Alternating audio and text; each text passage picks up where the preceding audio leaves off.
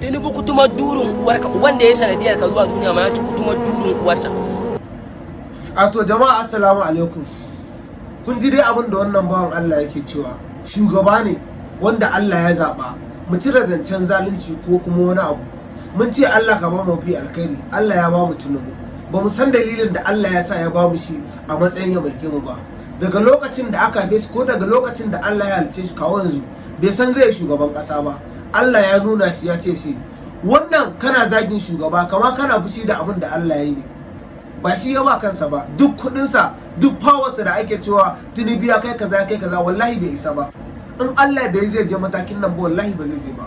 Me ya riba ka na zagin shugaba? Wannan zagin da kake ya isa ya gyara mu, ya isa ya sa ya kawo mana ci gaba.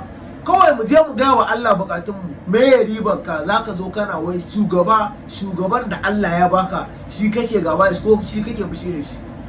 Kama kana yi da Allah ne, tunda Allah ne ya bashi ba shi ya wari ba. Dan Allah mutanenmu mu ringa sanin ya kamata. Dan Allah dan annabi mu daina zagin shugabanninmu, mu ringa taya su da addu'a. Wannan nauyi ne a kansu wanda in ba mu taya su da addu'a ba za mu zage su ba.